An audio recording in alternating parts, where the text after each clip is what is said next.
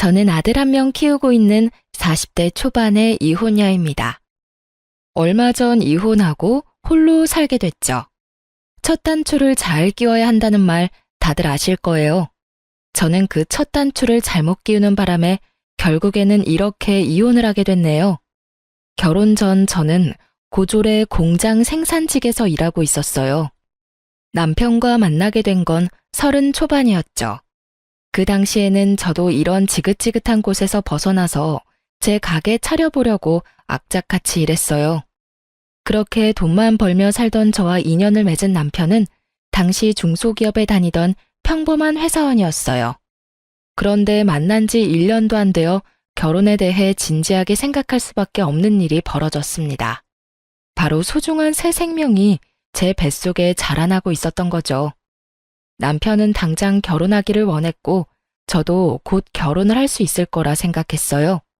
그런데 인사를 갔던 날 제 기대는 와장창 무너졌습니다. 나는 너 며느리로 인정 못해. 공순이 주제에 감히 누구한테 들러붙으려고 해? 여보, 들을 것도 없어요. 애 빌미로 아들 꼬시려는 꽃뱀이라고요. 그러니까 이야기 듣고 자시고 할 것도 없어요. 썩 나가지 못해? 시모의 행동에 놀란 사람은 저뿐만이 아니었습니다.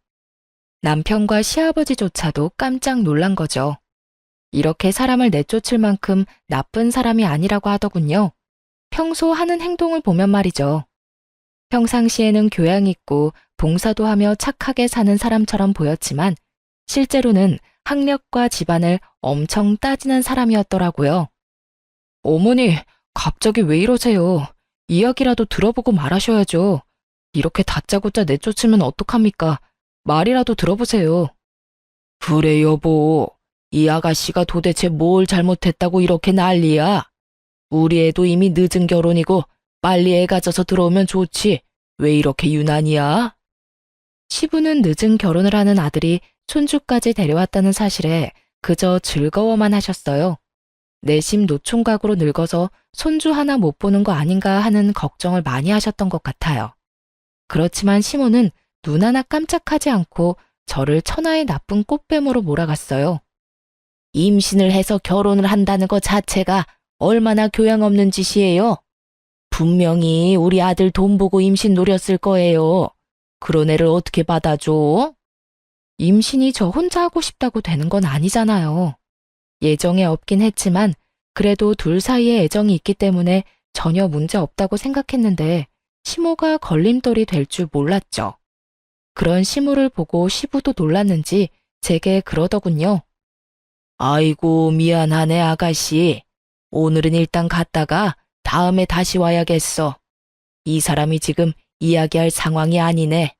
너도 어서 가. 그렇게 첫인사에서 저는 굉장히 불쾌한 상황을 마주할 수밖에 없었어요. 그런데 그 뒤에 더 열받는 일이 있었어요. 시모가 남편 몰래 저를 불러내더라고요. 인사를 갔다 오고 일주일도 안 된 주말이었어요. 약속 장소에 나갔더니 정말 드라마처럼 돈 봉투를 턱하니 내밀더군요. 저는 어이가 없어서 시모 얼굴만 쳐다봤죠. 설마 아니겠지 하고 말이죠. 아가씨, 돈이 목적이면 내가 그 돈 줄 테니까 제발 우리 아들이랑 좀 헤어져 줘. 응? 아니 생각해봐. 우리가 얼마나 애지중지 키운 아들인데 너같이 공장에서 일하는 여자랑 결혼을 시킨다는 게 말이 돼?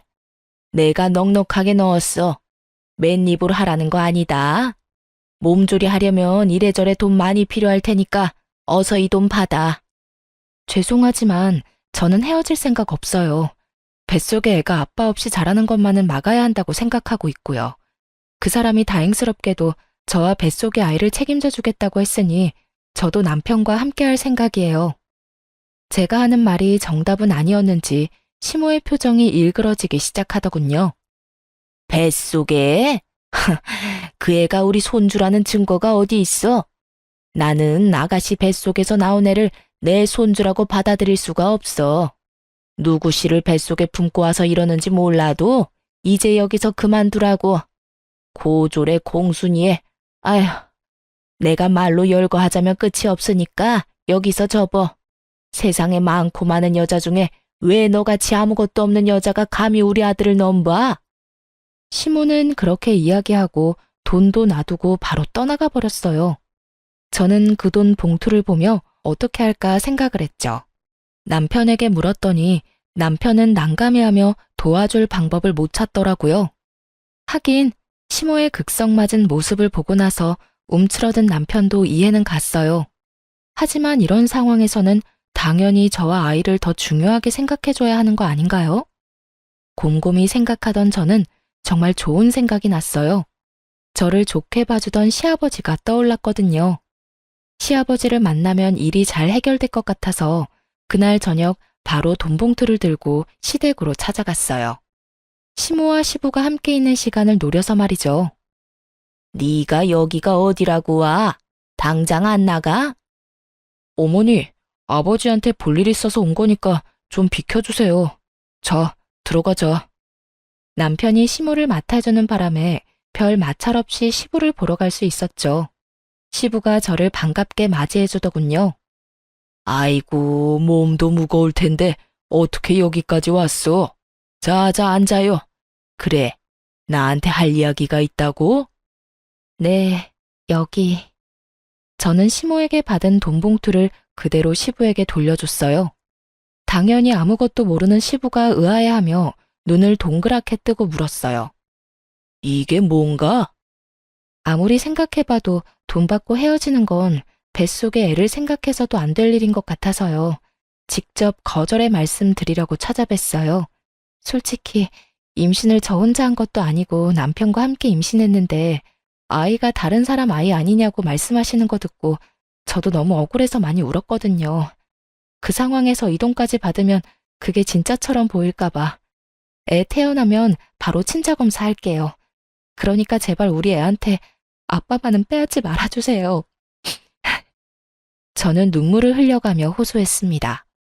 눈물을 흘릴 생각은 없었는데 말하다 보니 제 처지가 불쌍하고 열받아서 눈물이 나오더라고요. 그런데 제 이야기를 듣던 시아버지가 화가 머리끝까지 났는지 얼굴이 새빨개지더군요. 당신, 여기 와봐. 결국 시아버지가 시모를 불러들였어요. 당신 설마 돈 주고 헤어지라고 했어? 당신 제정신이야? 애들이 좋다는데 왜 당신이 나대고 난리야? 여보, 집에 사람 들이는 게 얼마나 조심해야 하는 일인지 몰라서 그래요? 아무나 들였다가 집안 풍비박산 망하기 일쑤인데 막말로 뱃속의 애가 우리 아들 애인지 아닌지 어떻게 알아요? 이 사람이 지금 당신 행동이 제일 문제인 거 몰라? 사람 아무나 들일 수 없는 건 맞는데 당신이 뭔데 맞다 아니다를 판정하는 거야? 고졸의 생산직이라는 게 그렇게 마음에 안 들어? 당신도 중졸인데 뭐가 그렇게 마음에 안 드는데? 개구리 올챙이 쪽 생각 못한다더니 귀한 식품은 며느리 될 아가씨를 왜 이렇게 핍박하는 거야? 막말로 나이 40에 장가도 못 가고 있던 우리 아들 이제 드디어 번듯하게 자기 가정 꾸릴 수 있게 됐는데 뭐가 그렇게 화가 나는데? 여보, 그런 게 아니잖아요. 옛날이랑 다르게 요즘에는 얼마나 좋은 아가씨들이 많아요. 그리고 그런 여자들 말고 이 여자가 좋다잖아, 당신 아들이. 아들이 그렇게 귀하면 아들 마음 정도는 헤아려서 행동하라고. 이 아가씨랑 찢어놨다가 당신 아들이 당신한테 실망해서 얼굴도 안 보게 되면 그건 다 당신 탓이지. 이래서는 끝이 안 나니 내가 말하지. 이 아가씨 며느리로 드릴 테니까 싫으면 당신이 나가. 알아들었어? 결국 시아버지의 강경한 말에 희비가 갈렸습니다. 결국 그 자리에서 상견례에 대한 이야기까지 다 마쳤고 저와 남편은 결혼할 수 있다며 좋아했죠. 하지만 그 덕분에 저에 대한 시모의 앙금과 분노는 차곡차곡 시모 마음속에 정립이 되고 있었던 모양이었어요. 상견례 날 시모의 그 분노를 고스란히 느낄 수 있었거든요. 저희 집에는 아버지가 계시지 않아서 어머니 혼자만 나오셨거든요. 아버지는 제가 고등학교 졸업반일 때 한쪽 다리를 잃고 투병 중이다가 남편과의 결혼 이야기가 나오기 직전에 돌아가셨으니까요. 친정 어머니는 시장에서 야채를 파는 일을 하셨는데 한 번도 엄마를 부끄럽다 생각한 적이 없었어요. 여태껏 어머니 홀로 아버지 간병에 돈 벌랴 집안일 하랴 저와 남동생 돌보랴 고생하신 걸 너무 많이 봐서 저도 대학에 가지 않고 공장에 취직한 거였거든요. 대학을 가기에도 나쁘지 않은 성적이긴 했는데 장학금을 받을 정도로 잘하지는 못해서 결국은 취업을 선택했어요. 아버지가 죽고 보험금이 나오긴 했지만 밀린 병원비에 빚을 갚고 나서는 얼마 남지 않았어요. 그런데 어머니는 그걸 쓰지 않고 모아놨다고 했어요. 이거 저 결혼할 때 주겠다고요. 그만큼 마음이 곱고 여린 분이셨어요. 그래서 시모에게 나쁜 소리를 듣지는 않을까 걱정됐고요. 상견례 때 시모는 대놓고 저와 친정에 나쁜 말을 하지는 않았어요. 당연한 일이었죠. 시아버지가 두 눈을 부릅뜨고 있는데 그게 가능할 리가 없잖아요. 저희 집 사정을 듣게 된 시아버지는 10년이 넘는 시간 동안 지압이 병간호를 해온 저희 친정어머니를 보며 느끼는 게 참 많았나 봐요. 부모를 보면 자식을 볼 수 있다고 했는데 한결같은 마음으로 아버지 곁을 지킨 어머니를 보며 저도 그렇게 힘든 일이 벌어질 때도 남편을 잘 지켜줄 수 있을 거라는 생각을 하신 모양이었어요. 좋은 분위기에서 상견례가 끝나고 드디어 날을 잡자는 말까지 나왔죠. 그때 시모가 한마디 했어요. 솔직히 무슨 생각으로 딸 결혼시키는지 모르겠네요.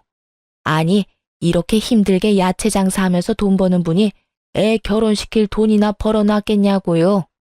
이 사람은 모르겠지만 저는 비투성이 사돈은 필요 없네요. 솔직한 말로 이 결혼 저희 아들이 너무 아깝네요. 당신네 집안이 뭐 내세울 게 있기를 해. 딸이 학벌이 좋기를 해. 돈이 많기를 해. 여러모로 우리랑은 격이 안 맞는 집안이라고요. 그걸 알고 있으면 그만! 여기까지 와서 뭐 하는 거야? 제가 틀린 말 했어요. 힘들게 살았으면 힘들게 산 대로 분수에 맞는 사돈을 찾으라고요. 사부인께서 걱정이 많으시네요. 저는 그저 제 딸아이를 존중하는 것뿐입니다. 사부인께서도 아드님 마음을 존중해서 여기 나오셨겠죠? 두 사람이 좋다는데 옆에서 말리면 더 반발을 할 테니 한번 믿고 저들 하자는 대로 해주세요. 둘 다 성인이고 생각이 있겠죠. 척지면 척지는 대로 힘들어지는 건 늙은 우리들 아니겠습니까? 결국 시모는 친정어머니를 상대로 격이 낮아서 장가 보내는 게 마뜩잖다고 말했고 친정엄마는 시모에게 그러다가 아들한테 버림받는 건 너라고 응수한 셈이죠. 그 뒤에 시아버지의 잔소리를 들으며 시모는 결국 저희의 결혼을 허락할 수밖에 없었어요.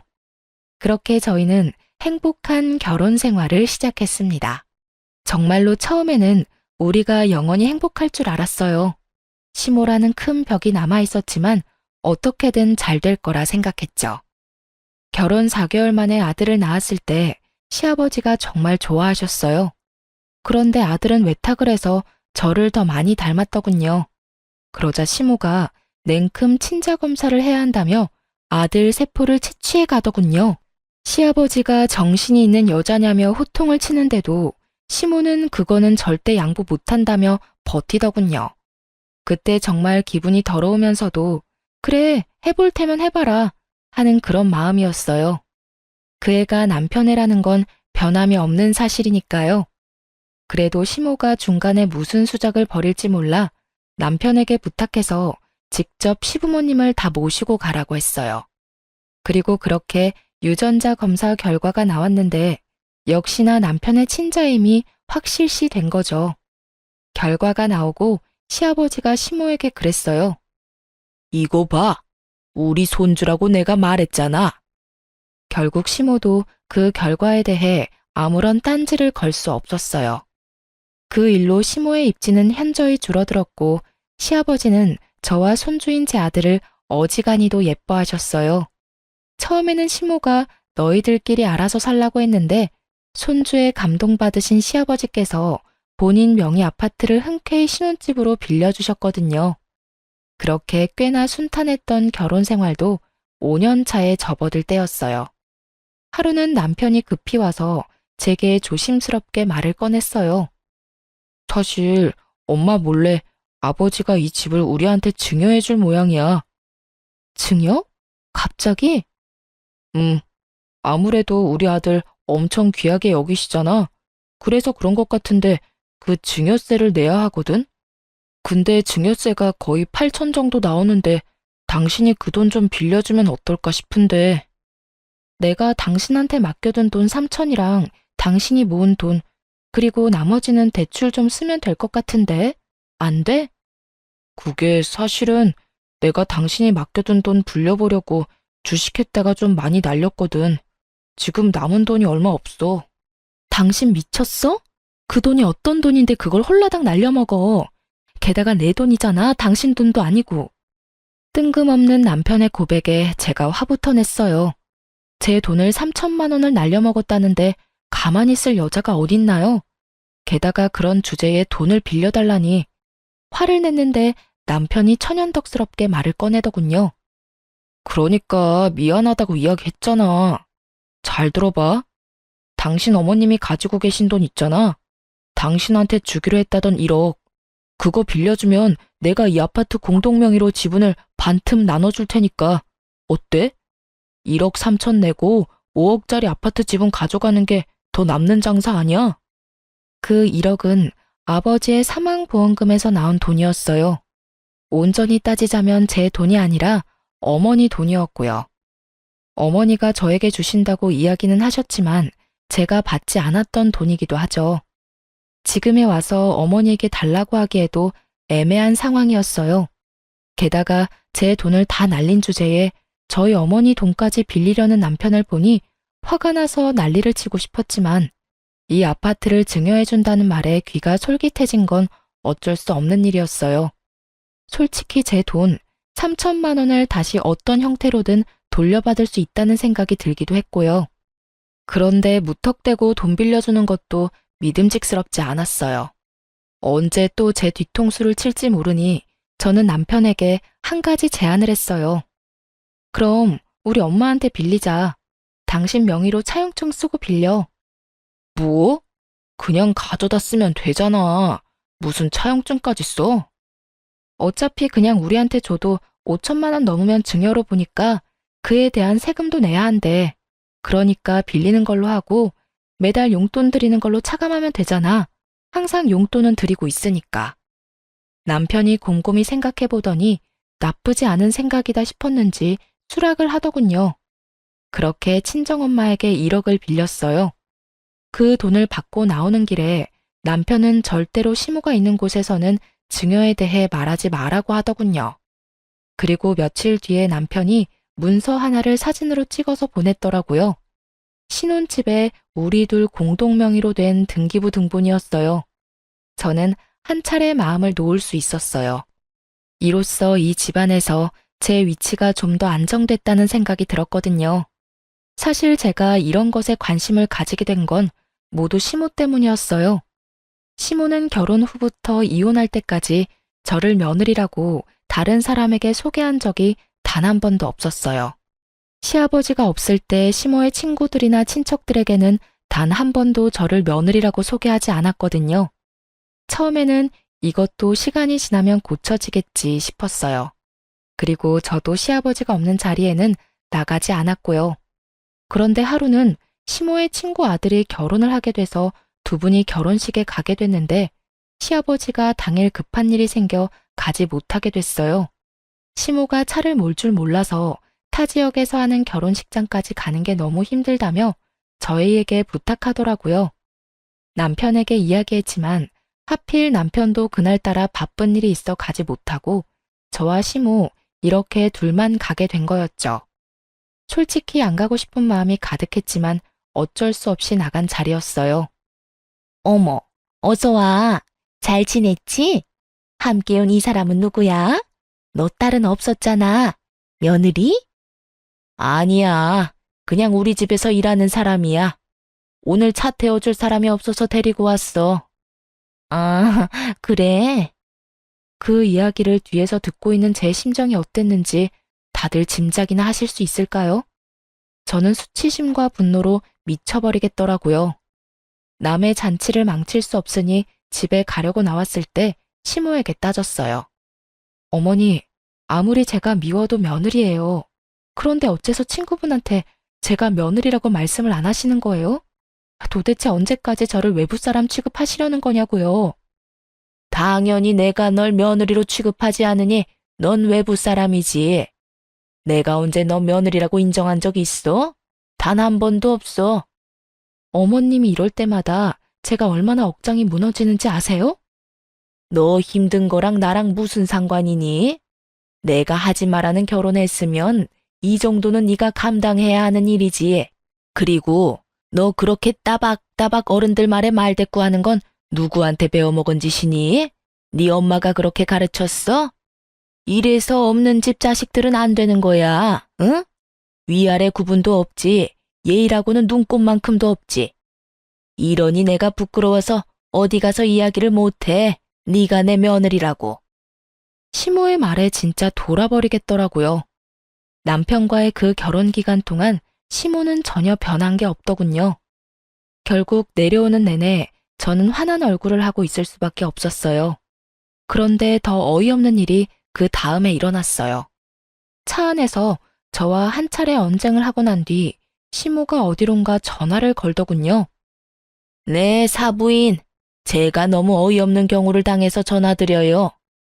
어떻게 자식을 키우면 이렇게 아나무인에 무례한 사람으로 키울 수가 있어요? 우더른한테 두 눈 똑바로 뜨고 따지지를 않나.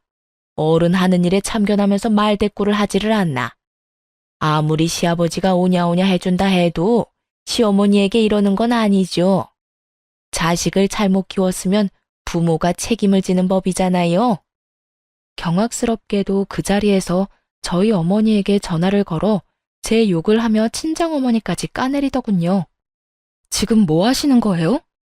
고속도로라 차는 세울 수도 없었고 눈을 뗄 수도 없어서 정말 미칠 노릇이었어요. 마지막 휴게소를 방금 지나쳐온 터라 내릴 수도 없었죠. 자식 교육 똑바로 시키세요. 내가 이래서 두 사람 결혼 반대했던 거예요. 무슨 격이 맞아야 이야기를 하던지 말던지 할 거 아니야? 아직도 내가 분이 안 풀려.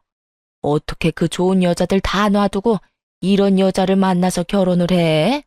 내가 속상해서 정말 못 살아. 마지막에는 거의 저희 어머니에게 호소를 하더군요. 왜 아들이 저와 결혼을 했는지 모르겠다면서요.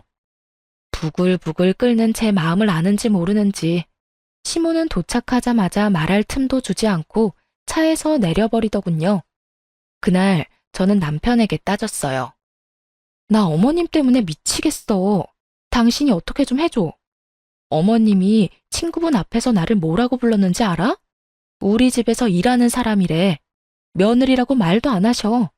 그래서 내가 답답해서 몇 마디 했는데 우리 엄마한테 전화해서 자식을 어떻게 키웠냐고 난리까지 피우시잖아. 나한테 이야기해도 내가 어떻게 해줄 수 있는 부분도 아니고 솔직히 두 사람 일인데 둘이서 해결하는 게 맞지 않을까? 미적지근하게 이야기하는 남편을 보며 속에서 울분이 터지고 말았죠. 내가 싫다고 한다면 어쩔 수 없어. 그런데 그렇다고 왜 죄 없는 우리 엄마까지 그런 소리를 들어야 해? 당신이 이런 식으로 미지근하니까 우리 엄마한테까지 피해가 오잖아. 아니, 나를 이렇게 쪼아댄다고 해서 뭐가 해결되는 게 아니잖아. 우리 엄마를 내가 이길 수 있는 것도 아니고. 요새 바쁜 일도 많고 승진 앞두고 있어서 바쁜데 당신한테 이런 소리까지 들어야 해? 알아서 해결할 일은 알아서 해결 좀 해. 나한테 부탁 같은 거 하지도 말고. 정말 어이없게도 남편 놈은 그렇게 말하고는 집을 나가버리더군요. 그러고는 시댁에서 자고 바로 회사로 간다고 하더군요. 미치겠더라고요. 우리 엄마를 괴롭힌 시모를 용서하기도 싫었고 저런 어이없는 소리를 한 남편도 용서하고 싶지 않았어요. 심각하게 이혼을 해야 하나 고민할 정도까지 온 거죠. 그래도 아이를 생각하니 그럴 수는 없었어요. 그래서 제 직장 탓이라는 생각을 하며 하고 있던 공부에 박차를 가했어요. 이미 2년 전부터 이직을 생각하며 공부 중이었고 1년 전 시험에서 1차를 합격하고 2차를 준비 중이었어요. 그리고 시모와 언쟁이 있고 한 달 뒤쯤에 결국 2차까지 합격해서 성공적으로 이직을 할 수 있었어요. 직장이 달라지면 시모의 행동도 바뀌지 않을까 싶었는데 바뀌는 건 없었어요. 그래도 조만간 바뀔 것이라는 믿음을 가졌어요. 그러다가 그날이 왔죠. 제 인생이 확 바뀐 날 말이에요. 그날은 제 조카의 재롱잔치가 있던 날이었어요. 남동생은 처와 일찍 사별하고 어린 조카를 혼자 키우고 있었거든요. 재롱잔치를 꽤 크게 하는 어린이집이었는데 가족들 4명까지 참석할 수 있다고 했답니다. 동생이 그날 일이 생겨 재롱잔치를 못 가니 어머니에게 부탁을 했어요. 그리고 부탁받은 어머니가 제게도 연락을 한 거죠. 그렇게 친정엄마와 저, 우리 아들까지 셋이서 조카의 재롱잔치에 참여했어요. 남편에게는 굳이 이야기하지도 않았고 이때쯤에는 남편의 잦은 야근과 출장으로 얼굴 보고 이야기할 시간도 없었고요. 그냥 조카 보러 간다고 이야기만 하고 나와서는 재롱잔치에서 열심히 동영상을 찍고 있었어요. 동생에게 보여줄 생각에 정말 열심히 찍고 있었어요. 그렇게 잔치가 끝나고 가족들이 와서 아이들을 데려가는 시간이 찾아왔죠. 그런데 옆에 있던 제 아들이 갑자기 아빠? 하더니 뛰어가더군요. 혼자 뛰어가는 애를 둘 수 없어 쫓아간 저는 참담한 광경을 목격하게 됐어요.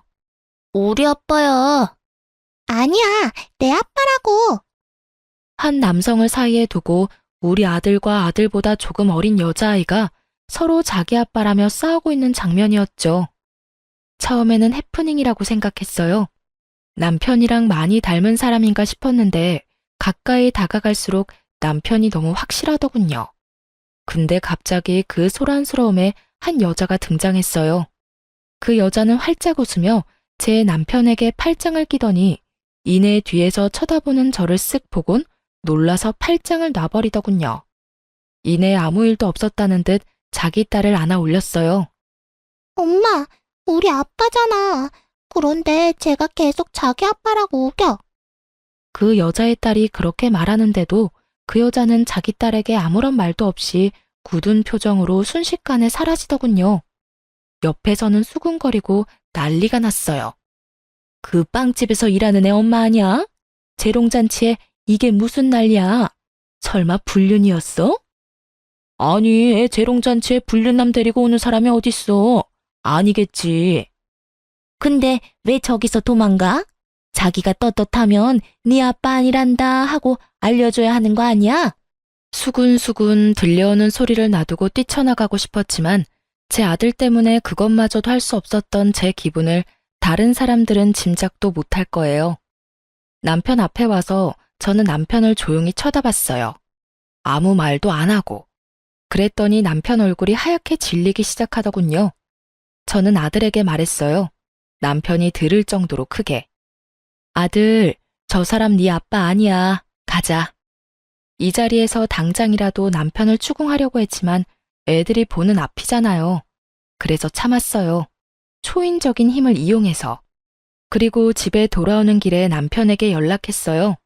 전화를 안 받더군요. 그래서 문자를 보내놨어요. 당장 집에 들어와서 설명하라고요. 그런데 장장 일주일을 집에 안 들어오더군요. 결국 참다 못한 저는 상간녀가 차린 빵가게로 찾아갔어요. 그때 재롱잔치 때 몇몇 사람들이 그 가게 아니냐며 말하는 곳을 외워둔 참이었거든요. 혼자서 작은 빵가게를 운영하고 있더라고요. 가게 안으로 들어가니 2~3명이 빵을 고르고 있더군요. 그리고 곧 제 얼굴을 확인한 상간녀가 저와 눈을 마주치지 않으려 아주 용을 썼어요. 그러면 뭐해요? 뇌리에 이미 상간녀 얼굴이 딱 박혀버렸는데. 저는 태연한 표정으로 빵부터 샀어요. 빵빵한 크림이 든 것들로요. 그리고 계산을 했죠. 정당하게 주고 산 빵을 봉투 넣어주는데 제가 그걸 들고 상간녀에게 물었어요. 우리 남편 어딨어?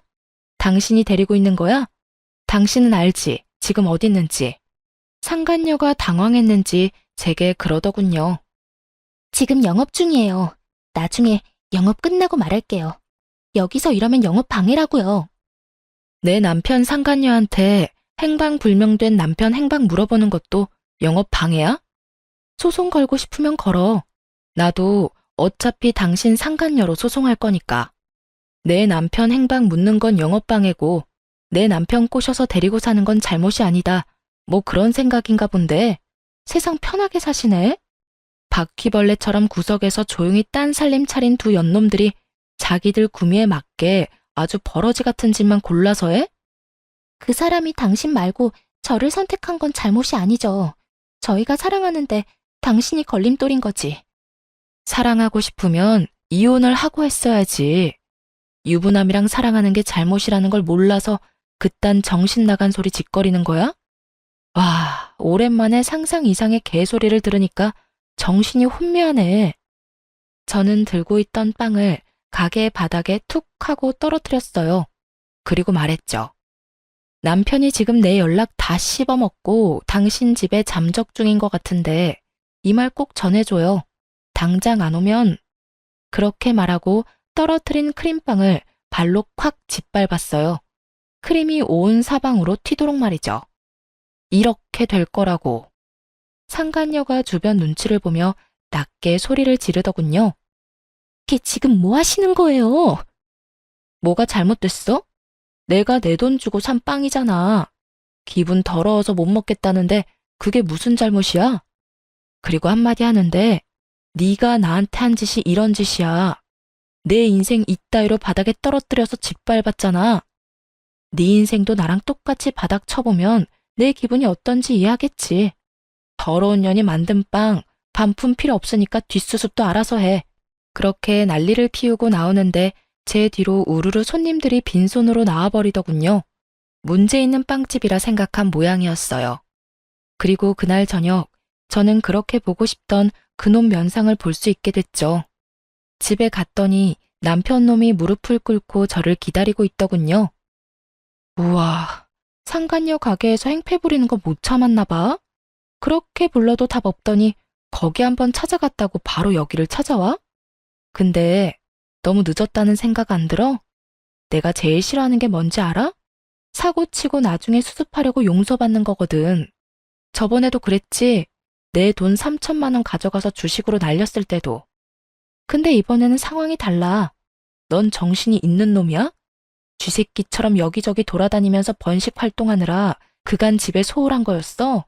나는 이혼하면 끝이야. 근데 내 아들이 받을 상처는 생각해 본 적 없지? 난 그게 용서가 안 돼. 차라리 나한테만 들켰다면 용서했을지도 모르지. 그런데 감히 귀한 내 새끼를 그런 곳에서 창피를 줘? 여보, 미안해. 입이 10개라도 할 말이 없어. 그치만 이혼은 제발 안 돼, 여보. 왜 이혼을 안 해? 난 못 살아. 당신 그 여자한테 돈 주고 있지? 내가 그걸 용서할 것 같아? 상간녀랑 그 혼외자까지 다 버리겠다고 하면 내가 용서해줄지도 모르지. 그렇게 할 수는 있어? 그건 그래도 친자식이고 매달 양육비로 돈도 지급해야 하고 그쪽에서 내가 친부라고 소송 걸어서 이기면 양육비는 무조건 줘야 하는 거라서. 아, 그 여자가 그런 식으로 자기 숨구멍 하나는 열어놓겠다는 생각이지? 불륜으로 바람펴서 애를 낳아놓고 양육비는 받아가시겠다? 내가 그 꼴 보면서 살 수 있을 거라고 생각해? 정말로 여보, 인연은 끊을 수 있는데 그것만은 하게 해줘야지. 그래, 애가 뭔 잘못이겠어. 잘못은 어른이 했는데. 그러니까 네 행동에 책임져. 나랑 깔끔하게 헤어지고 그 여자랑 살아. 그년이랑 그년 딸이랑 하하호호 즐겁게. 근데 상간녀 학력은 좋니? 너희 엄마가 네 상간녀를 며느리로 인정이나 할까? 어딜 가도 며느리로 인정 안 하겠지. 불륜으로 집에 들어온 여자를 인정하겠어? 그 고고하고 교양 있는 너네 엄마가? 갑자기 엄마 이야기는 또 왜 해? 어쨌든 이혼만은 참아줘. 제발 부탁이야. 절대 이혼을 안 해주겠다는 남편을 데리고 시댁을 냅다 찾아갔어요. 그리고 까먹지 않고 친정엄마에게 받아둔 차용증까지 챙겨갔죠. 시댁 가서 남편이며 시모며 다 정리해버릴 생각으로요. 이미 제 마음속에는 이혼 말고 다른 길은 없었거든요. 고개도 못 드는 남편놈을 데리고 가니 시모가 꽥 소리를 지르더군요. 네가 여기는 무슨 일이냐? 용건 없으면 콧배기도 보이지 않더니. 무시하고 들어가니 다행히 시아버지도 계시더군요. 저는 모두가 보는 앞에서 남편과 상간녀, 상간녀의 딸과 제 아들이 마주한 그 개판 같았던 날의 동영상을 틀어줬어요. 이게 뭐야? 예상대로 시아버지가 깜짝 놀라더군요. 아버님, 저 이 사람하고 이혼하려고요. 바람도 폈는데 애까지 있어요. 근데 이 사람이 이혼을 안 해주겠대요. 그 여자랑 관계도 못 끊을 거면서. 어떻게 저한테 이럴 수가 있어요? 우리 아들이 얼마나 상처를 받았는지 이 남자는 생각도 없어요. 그 여자랑 모든 관계를 끊으랬더니 그것도 못한다잖아요. 그런 제가 남편과 결혼 유지할 필요가 있겠어요? 그러니 공동 명의로 된 우리 신혼집 팔고 저희 어머니가 빌려준 1억이랑 제 돈 3천만 원 먼저 돌려받고 싶어요. 잠깐. 너 무슨 말 하는 거냐? 신혼집이 공동명의라니. 시아버지가 처음 듣는 것처럼 눈을 동그랗게 뜨고 제게 되묻더군요. 저야말로 당황해서 차용증을 내밀며 말했죠. 아버님이 그때 남편한테 집 증여해준다고 하셨잖아요. 남편이 그때 돈 빌려가서 공동명의로 해준다고 했는데. 저는 쎄한 느낌의 남편놈 얼굴을 쳐다봤어요. 똥 됐다는 표정으로 눈만 질끈 감고 있는 남편놈 얼굴이 보였죠. 나는 증여를 한 적이 없다. 너 이게 무슨 이야기인지 당장 말해봐. 남편이 아무 말도 못하고 우물쭈물 하더군요. 시아버지가 버럭 노성을 질러댔어요. 그 돈 어디다 썼는지 말하라고 했지? 여자 가게 낼 때 빌려줬어요. 1억 3천만 원. 그리고 딸 양육비로도 좀 주고 그랬어요. 아이고, 이런 미친놈을 봤나? 불륜을 제 돈으로 한 것도 아니고 제 마누라 돈으로. 시아버지의 집은 증여가 된 게 아니었고 제게 보여준 건 위조된 문서였던 거죠. 당황해서 열받은 저보다 더 화가 난 게 시아버지였습니다. 바람이 난 것도 모자라서 지금 간도 크게 이 애비 집으로 사기까지 쳤어? 네가 정신이 있는 놈이냐 없는 놈이냐? 도대체 뭐가 모자라서 바람을 피웠어? 아버지, 어쩌다 보니 그렇게 된 거예요. 그리고 지금은 와이프보다 그 여자한테 더 마음이 가고. 이놈, 그걸 말이라고 해? 조강지처가 두 눈 부릅뜨고 앉아있는데 뭐? 내가 너를 그리 키웠어? 누가 책임감 없이 싸지르고 돌아다니라고 했냐? 너 어떡할 거야? 지금 이 상황 어떻게 수습할 거냐고? 어떻게 하긴요. 아버지가 돈 좀 빌려주시면. 안 된다. 절대로 못 빌려줘. 네가 알아서 처리해. 왜 네가 싸지른 똥을 내가 치워야 한단 말이냐? 아유, 여보. 헤어지고 싶다는데 그냥 헤어지게 내비둬요. 왜 당신이 화를 내요? 얘네 결혼할 때 당신이 아들이 좋다는데 결혼시켜주자고 그랬잖아요. 이제는 아들이 싫다는데 그럼 당신 논리대로 이혼 도와줘야죠. 시모는 이 상황이 아주 신나서 열심히 나오는 대로 짓거리더군요. 그 꼴을 보기 싫었던 저는 시모에게 말했죠. 어머님은 저희 어머니한테 들을 말 있으시잖아요. 당장 통화시켜드릴까요? 제 말에 시모가 어이없다는 표정으로 저를 보더군요. 갑자기 사부인에게 전화를 왜 하니? 남편이 불륜을 저질렀잖아요. 그렇게 나쁜 짓을 했는데 그럼 저희 어머니한테 전화를 하셔서 사과해야죠. 너희 일은 너희가 알아서 하는 거지. 어째서 내가 사부인한테 전화를 해? 어머님께서 저번에 친정어머니께 전화하셔서 막말하셨잖아요. 제 학력이 낮아서 어디 가서 며느리라 말하기 부끄럽다고 윽박질렀잖아요, 우리 엄마한테.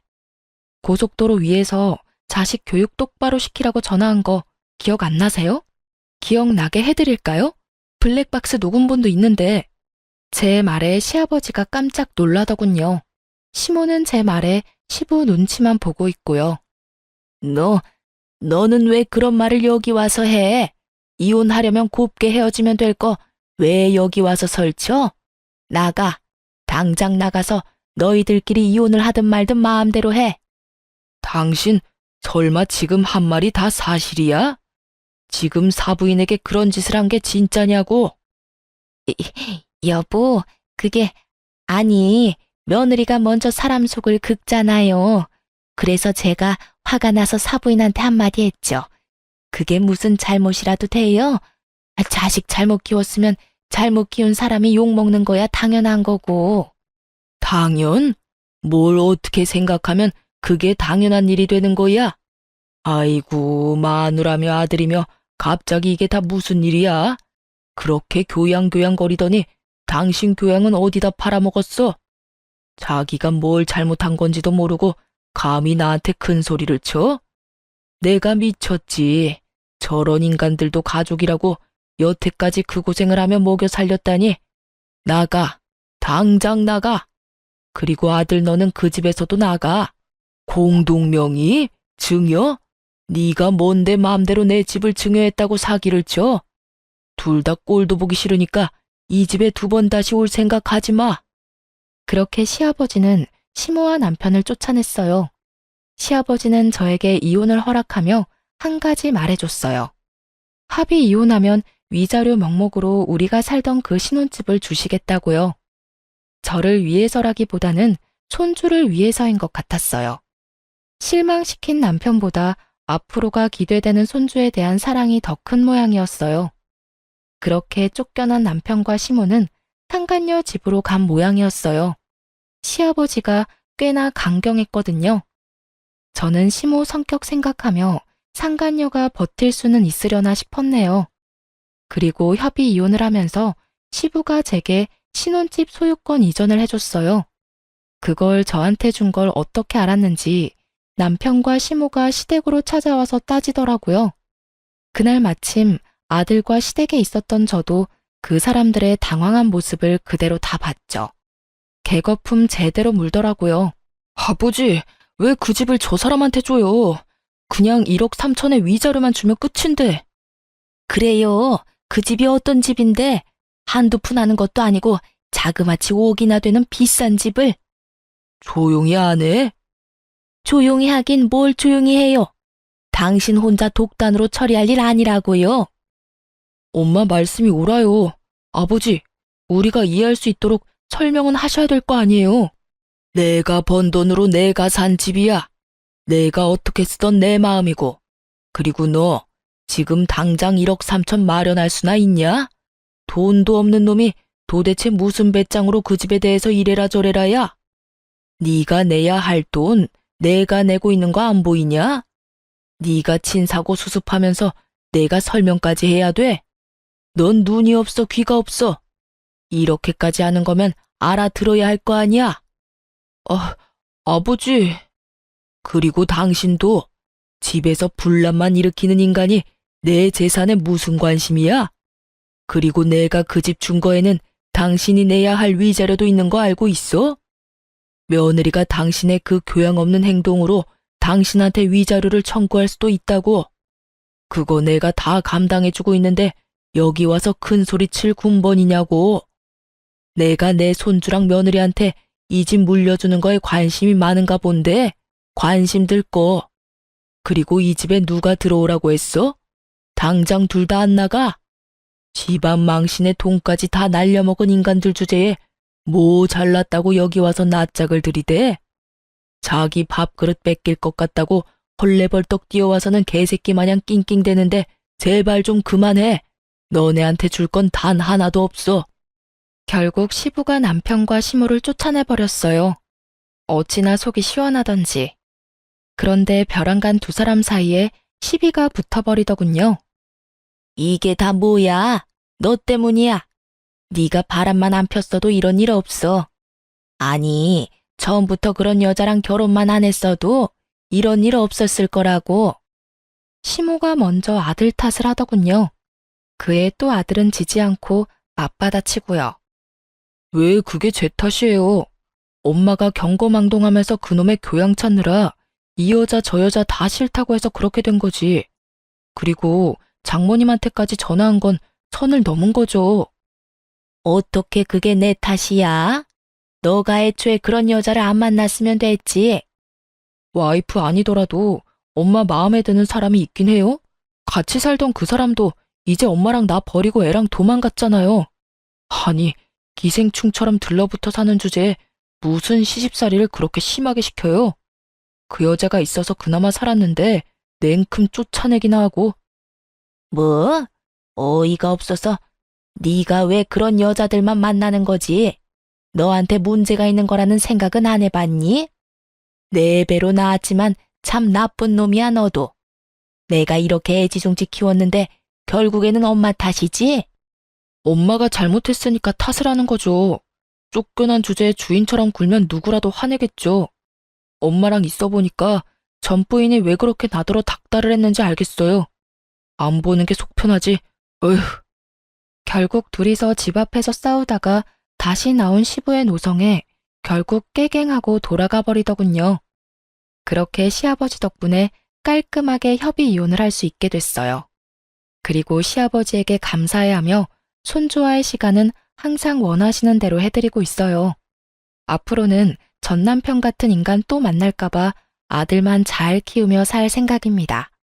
아들도 아버지의 행동에 대해 상처를 많이 받아서 이런 상황에 제가 연애나 하고 돌아다니면 더 깊은 상처를 받을까봐 각별히 조심하고 있어요. 뭐 너무 크게 되어서 남자 만날 생각도 없지만요. 쓰고 보니 참 제 인생도 파란의 연속이구나 싶긴 하네요. 그래도 사람이 살다 보면 굴곡진 인생도 사는 법이고 저만 그렇지는 않을 거라는 생각도 들어요. 저보다 더 황당한 경험을 하는 분도 계실 거고요. 저 같은 사람도 있고 어떻게든 극복했다는 걸 알려드리고 싶어서 제 이혼 사연 써봤어요. 글 읽어주셔서 감사합니다.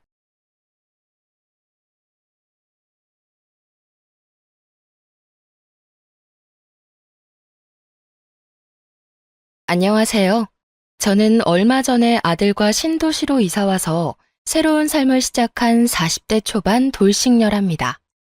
저는 지금 생각하면 왜 그랬나 싶을 정도로 모범생 같은 인생을 살아왔네요. 젊을 때 모험도 해보고 하고 싶은 것도 다 해보고 살았어야 되는데 말이죠.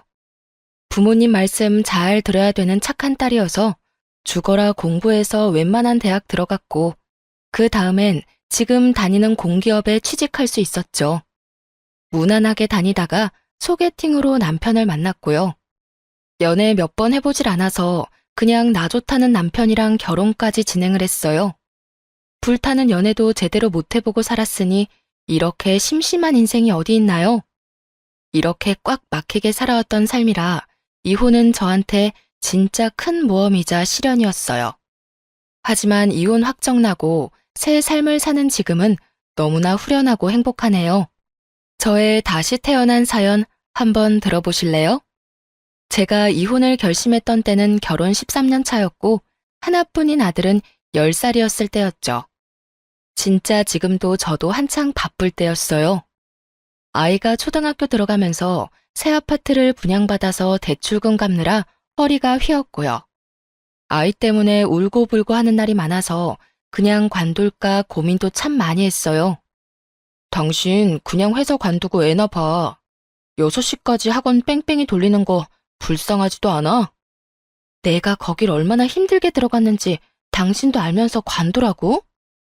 요즘 애들 다 그렇게 학원 다녀. 지금 잠깐 고생할 순 있지만 그렇다고 어떻게 회사를 관둬? 생활비는 어떡할 건데? 아끼고 아끼면 내 월급으로 대출 갚고 생활비도 충분히 갚을 수 있어. 당신이 낭비를 좀 줄이라고. 참나, 누가 들으면 내가 엄청 사재 끼는 줄 알겠네. 돈 아끼느라 화장품도 못 사고 있는데. 남편은 틈만 나면 저한테 관두고 살림이나 하라고 했죠. 자기도 좀 집에 들어오면 마누라가 된장찌개 끓여놓고 기다리고 있으면 좋겠다나요? 그딴 이기적인 말할 때 초장에 잘라버렸어야 하는데 말이죠. 지금 생각해보면 회사 관두지 않은 게 신의 한 수였네요. 일 관뒀으면 저는 이혼은 생각도 못했을 거예요. 시모랑도 신혼 때부터 잘 안 맞아서 트러블도 있었죠. 하지만 다른 집도 다 그렇다고 위로하면서 저 혼자 삭히는 때가 많았답니다.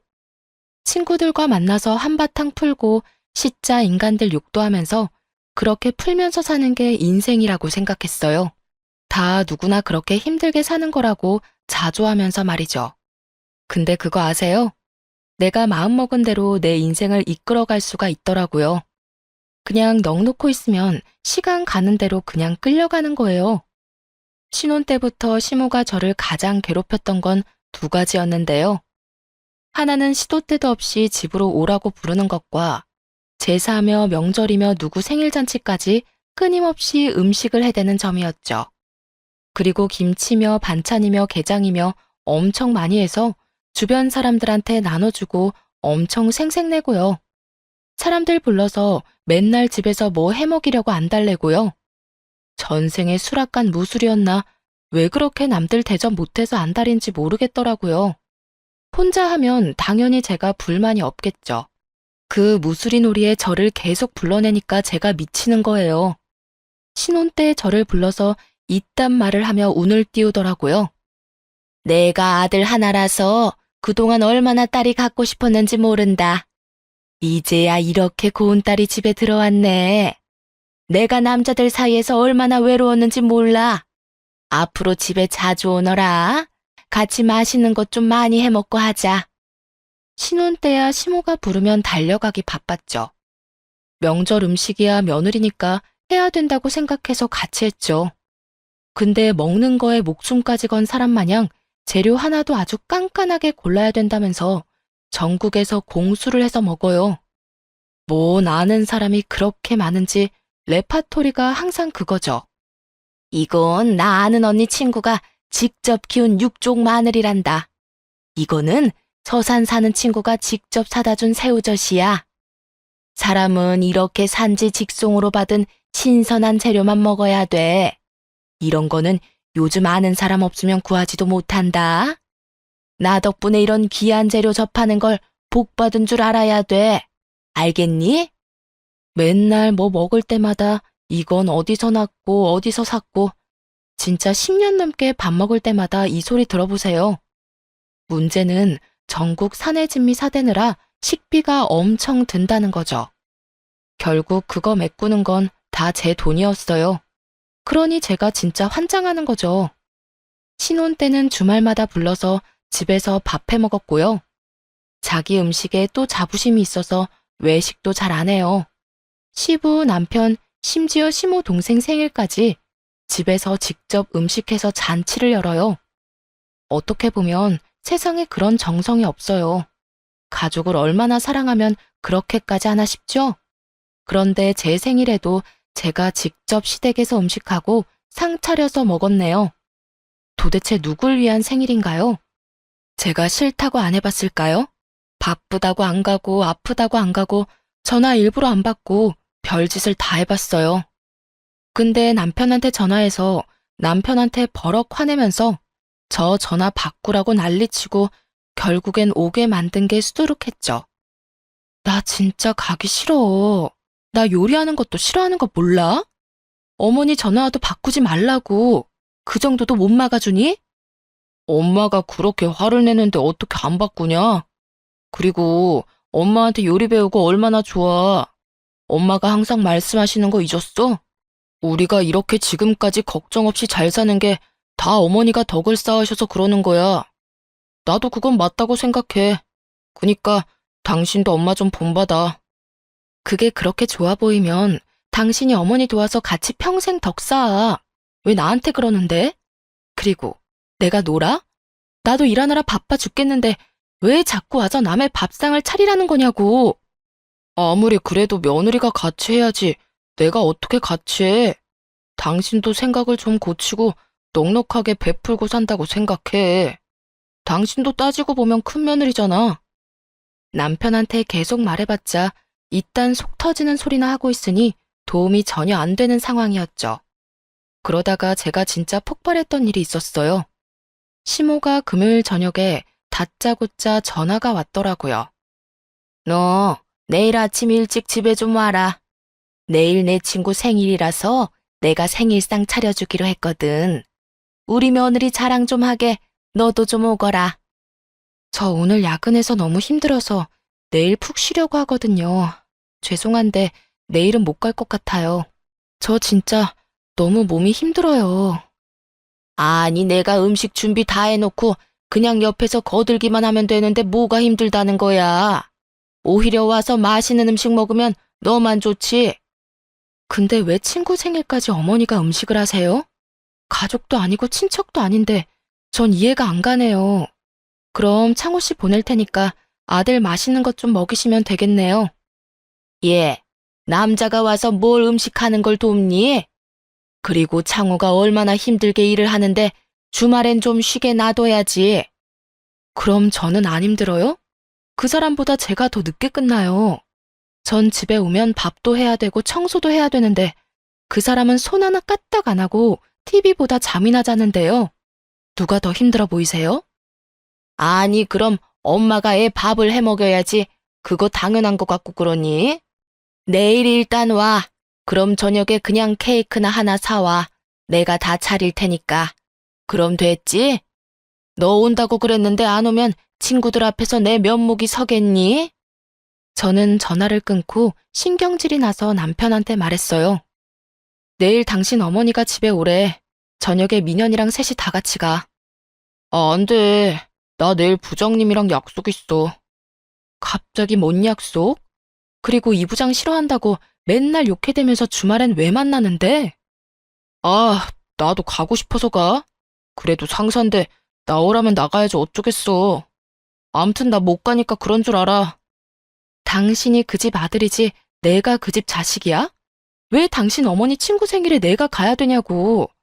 나 참 진짜 말을 하면서도 기가 막히네. 아, 그럼 가지 마. 안 가면 될 거 아니야. 간단한 거 가지고 왜 날 볶아대? 나도 너처럼 그렇게 단순하게 살고 싶다. 안 가면 또 한 달 내내 들볶이라고? 당신이 직접 겪어봤어? 하지 말라고 당신 엄마한테 딱 부러지게 말 한 번 안 해줬잖아. 그때도 작은 아버지 생신상 차리는데 안 갔다고 날 얼마나 괴롭혔는지 알아? 우리 엄마가 얼마나 정이 많은 분인데 괴롭히긴 뭘 괴롭혀. 그냥 몇 번 집에 오셔서 말씀 좀 하신 거 가지고 확대 해석 좀 하지 마. 지 엄마는 마더 테레사고 신사임당인 줄 아는 이 인간하고 제가 뭔 얘기를 하겠어요? 저만 속 좁고 나쁜 사람으로 몰아가는 거에 진저리가 나서 더 이상 말 섞기도 싫더라고요. 자기 엄마가 얼마나 집요한 사람인지 알 턱이 없겠죠. 남편한텐 안 그러니까 말이죠. 저는 어쩔 수 없이 다음날 케이크까지 사들고 시댁으로 갔어요. 지금 생각해보면 저도 참 바보 같죠. 근데 사람이 막상 그 상황에 처해 있으면 말이죠. 그 세상이 다인 것처럼 느껴져요. 그래서 그 안에서만 살게 되고 그 안에서 최선을 다할 방법을 찾으면서 사는 거예요.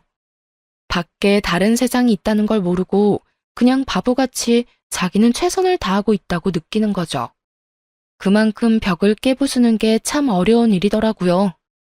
시댁에 들어가자마자 음식 냄새 풍기면서 시모가 바쁘게 움직이고 있더라고요. 왔니? 이왕 오는 김에 좀만 일찍 와서 같이 좀 도와주면 좀 좋아. 제가 진짜 저녁에 올 줄 몰랐던지 입을 삐쭉 내미는데 얼마나 꼴 보기 싫던지요. 저는 모른 척하고 케이크를 식탁에 올려두고 소파에 가서 앉았어요. 제가 그냥 앉아있는 꼴을 절대 못 보겠던지 시모가 결국 소리를 삑 지르더라고요. 예, 손님들 올 시간 다 됐는데 뭐 하고 있어? 얼른 와서 상 차리는 거 도와라. 저도 순간적으로 기분이 확 나빠졌어요. 일단 꾹 참고 느릿느릿 숟가락 놓고 컵 놓고 억지로 하는 척 했어요. 곧이어 왁자지껄한 소리가 들리면서 시모 친구들이 대문을 밀고 들어오더라고요. 보는 순간부터 기가 빨려서 힘이 더 빠지는 것 같았죠. 아유, 우리 신여사가 자랑하던 며느리를 이제야 보네. 복스럽게 생겼네. 그럼 신여사가 그렇게 복을 짓고 사는데 며느리도 신여사 같은 사람 얻었겠지. 우리 신여사가 보통인 덕이야? 어머 세상에, 한정식 집 부럽지가 않네. 경숙이 좋겠다. 세상에, 다음엔 내 생일에도 해줄 거야, 신여사? 하는 거 봐서 내가 워낙 음식하는 걸 좋아하니까 우리 며느리가 도와주면 언제든 해주지. 그치, 며느라? 세상 사람 좋은 척을 하면서 저한테 웃는 게 너무 가식적으로 보여 소름이 끼칠 정도였다니까요. 시모가 친구들 앞에서 한바탕 자기가 만든 음식을 일일이 소개를 해가며 생색을 내고 친구들은 맛있다면서 아주 신나게 먹어대더라고요. 저한테도 먹으라고 계속 권해서 마지못해 옆에 같이 앉아서 깨작깨작 먹었죠. 이제 다 먹었지? 우리 며느리가 케이크까지 사왔어. 얘, 케이크랑 접시들 좀 내와라. 내 며느리도 이렇게 해주면 얼마나 좋을까? 요즘 애들이 얼마나 무서운데 신여사는 진짜 며느리 잘 구했다. 내가 우리 며느리라서 그러는 게 아니고 진짜 우리 아들이 알뜰한 여자 잘 만났어. 우리 며느리는 뭐냐? 명품 가방 같은 것도 없고 매일 청가방 메고도 잘 다니잖아. 화장품도 요즘 얼마나 비싸? 얘는 꼭 홈쇼핑에서 싼 거 한 번에 많이 사서 쓰고 옷도 잘 안 사 입고 얼마나 알뜰한데. 어머 진짜? 우리 며느리는 저번 주에도 또 친구들이랑 방콕인가 여행 갔다 왔잖아. 도대체 애까지 두고 뭔 짓인지 몰라. 우리 며느리도 신여사 며느리 보고 좀 배워야 돼. 여행이 다 뭐야? 우리 며느리는 신혼여행 가고 지금까지 여행 간 적이 없어. 그저 알뜰살뜰 돈 모아서 집 사느라 날 닮아서 배달 음식도 안 시켜 먹고 집에서 밥 차리고 아침에도 꼭 우리 아들 밥에 국 차려주잖아. 세상에, 요즘 애들 야가 빠져서 요리도 안 하잖아. 다 그 뭐냐, 밀키트? 만들어진 거 부어서 끓이기나 하고. 그게 뭔 영양가가 있겠냐고. 신여사 며느리 진짜 대단하다. 제 칭찬이랍시고 떠드는 시모랑 그 친구들 말을 듣고 있는데 들을수록 참 제 자신이 초라해지더군요. 저게 과연 칭찬인지 사람 먹이는 건지 모르겠더군요. 아, 내가 그렇게 살았구나. 다른 여자들 신나게 여행 다닐 때 난 청가방 메고 옷도 하나 못 사고 그렇게 살았구나. 그렇게 바보 천지처럼 산 거구나. 그런 생각이 들면서 갑자기 눈물이 나오더라고요. 제 처지가 객관적으로 보였다고나 할까요? 내 딸이 나처럼 살았으면 나는 뭐라고 했을까 싶었어요. 그렇게 살지 말라고 흠씬 때려주고 집에 데려오고 싶을 것 같더라고요. 정신 쏙 빼도록 수다를 떨다가 다 가버리고 남은 건 뭐였는지 다들 짐작이 가실 거예요. 예, 얼른 설거지 좀 해라. 아이고, 힘들어. 어제부터 음식 했더니 어깨가 천근만근이다. 교자상 3개에 가득 찬 빈 그릇과 쓰레기들. 저걸 치우라고 저를 불러들인 거죠. 눈에 불이 파바박 튀고 열이 확 받았죠. 제가 분명히 어제 야근해서 몸이 힘들다고 하지 않았어요? 그랬더니 저한테 보양식 먹으러 오라면서요. 근데 지금 이 많은 걸 제가 다 치우라고요? 아니, 그럼 늙은 시어미가 하니? 잘 먹었으니까 시어미 좀 도와주면 어디 덧나냐? 친구들 앞에서 그렇게 칭찬을 해줬는데 얘가 바로 돌변을 하네. 네, 칭찬인지 욕인지 모르겠는 말 잘 들었고요. 어머니가 생각해 보세요. 만약 딸이 있었으면 딸이 그런 소리 들었으면 기분 좋았겠어요? 우리 엄마가 들으셨으면 아주 이를 갈면서 저 집으로 데려갔을 것 같거든요. 아니, 칭찬만 했는데 난 네가 왜 이러는지 전혀 모르겠다. 싹싹하고 알뜰하다고 말한 게 잘못이니? 어머니가 한 칭찬이라는 거는 하녀한테나 하면 딱 맞겠더라고요. 저도 이젠 좀 야가 빠진 그 드센 며느리들처럼 살려고요. 어머니가 차린 거 어머니가 치우세요. 그리고 앞으로 뭔 음식 한다고 저 부르지 마세요. 정 손이 급하면 직접 돈 써서 도우미 부르시라고요. 어머머 얘, 너 어디 가니? 이렇게 해놓고 어디 가? 당장 못 와? 저는 시모가 악을 써서 불러대던 말던 현관문을 박차고 나가버렸어요. 들고 갔던 그놈의 청가방도 갑자기 너무 꼴보기가 싫어서 핸드폰만 빼고는 그냥 가는 길에 쓰레기통에 버려버렸답니다. 이 나이 되도록 남들 다 갖고 있는 100만 원짜리 명품 가방도 하나 없다니 인생 참 잘못 살았죠. 저는 그 길로 가장 유명한 명품 매장에 찾아가 명품백도 하나 질러버렸답니다. 따지고 보면 제 월급의 반도 안 되는 가격인데 이까짓 것쯤이야 저를 위해 못 쓰는 게 말이 되나요? 시모 때문에 뭉개졌던 자존심이 좀 회복되는 것 같더라고요. 집에 들어갔더니 남편이 저를 보자마자 쏘아대더군요. 도대체 어떻게 된 거야? 어머니가 전화 오셔서 울고불고 난리 나셨어. 어머니 도와드리지도 않고 그냥 밥만 먹고 나와버렸다며? 솔직히 막말로 장모님이었어도 당신이 이렇게 했을까? 미워도 싫어도 다 도와줬을 거 아니야. 그래, 우리 엄마니까 미워도 내가 했겠지. 그럼 어머니는 왜 아들 불러서 하지 나한테 그래? 당신이 자식이잖아. 당신은 왜 가서 안 하는데?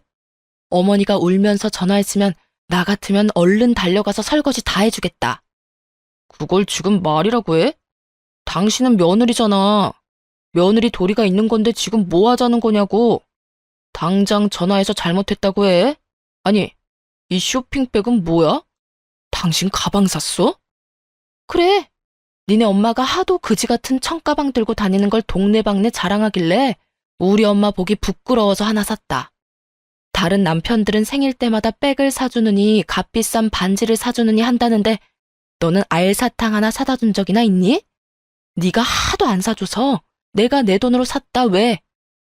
제가 열이 확 올라서 악을 써대니까 남편이 놀랐는지 주춤하더라고요.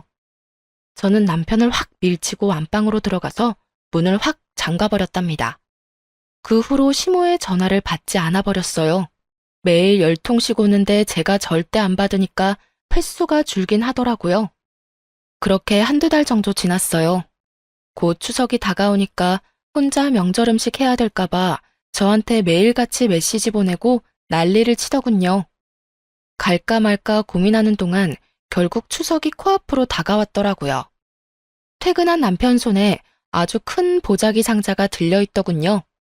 얼굴은 아주 싱글벙글해서 자랑을 해댔죠. 여보, 이것 좀 봐. 최상급 송이버섯이야. 이거 엄청 귀한 거라고. 회사 후배가 구해줘서 엄청 힘들게 구한 거야. 이거 엄마 갖다 드리면 진짜 좋아하시겠지? 워낙 귀한 식재료 좋아하시잖아. 그니까 한마디로 당신 집에 가져갈 추석 선물이라는 거네? 그럼 우리 친정에 드릴 건 어딨어? 어? 이거 한 상자 구하기도 진짜 힘들었어. 그리고 장인 장모님은 먹는 거에 별로 관심 없으시지 않나?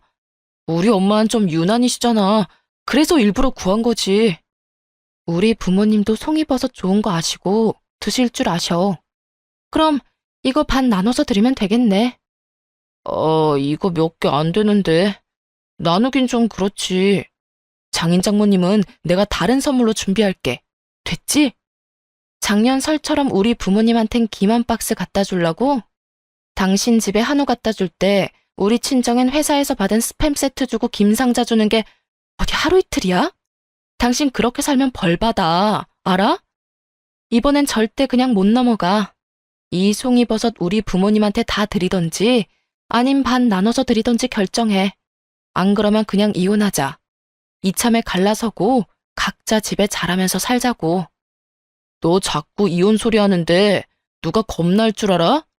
나도 너랑 사는 거 지겨워. 애 때문에 참고 사는 거지. 너 여자로 보이지도 않아. 아, 비켜. 쓸데없는 소리 하지 말고. 남편 놈은 제가 가져갈까봐 무서웠는지 상자를 들고 그대로 나가버리더라고요. 뻔하죠 뭐. 지네 집에 얼른 갖다 주려는 거죠. 저는 친정에 뭐 보내드리면 마음 한편이 걸려서 시댁에도 꼭 똑같은 거 사드렸거든요. 용돈도 똑같이 드리고 시댁에 더 줬으면 더 줬지 모자라진 않았단 말이에요. 근데 남편이란 작자는 명절 때나 친정에 가는 정도지 안부 전화 한 통 한 적이 없어요. 왜 이렇게 저는 다 손해를 보고 살아야 되는지요? 결혼해서 애 낳고 사니까 제가 다 감수하고 살면 나중에 늙어서 저한텐 도대체 뭐가 남는 걸까요? 저는 결국 추석 때 안 갔어요. 시모랑 그 친구들이 말한 얌체 같은 며느리들처럼 저도 혼자 제주도로 여행 가버렸죠. 친정 부모님한테 나 좀 쉬고 온다고 아들 맡기니 저를 물끄러미 보시더니 얼른 가서 푹 쉬고 오라고 하시더라고요. 이게 얼마 만에 혼자 간 바다인지 아무것도 안 하고 바다만 바라봐도 정말 좋더군요. 공항에서 그동안 꺼놨던 핸드폰을 켜니 남편이랑 시모한테 전화가 100통은 넘게 와 있었어요. 그러거나 말거나 더 이상 무서울 것도 없고 거리낄 것도 없는 저였답니다. 제가 집에 들어가니 남편이 아주 난리를 치더라고요. 너 진짜 미쳤구나? 너 바람났어? 어떻게 감히 며느리가 명절에 집을 나가? 우리 어머니 너 때문에 쓰러지셨었다. 아니 왜? 가족끼리 오손도손 송이 잘 구워 먹으라고 일부러 빠져준 건데 나랑 민원이 없었으니까 배부르게 잘 먹었겠네. 너 고작 지금 그 송이 때문에 이 난리를 부린 거야? 보작? 당신은 10년 넘게 나랑 우리 친정에 이딴 짓을 했어.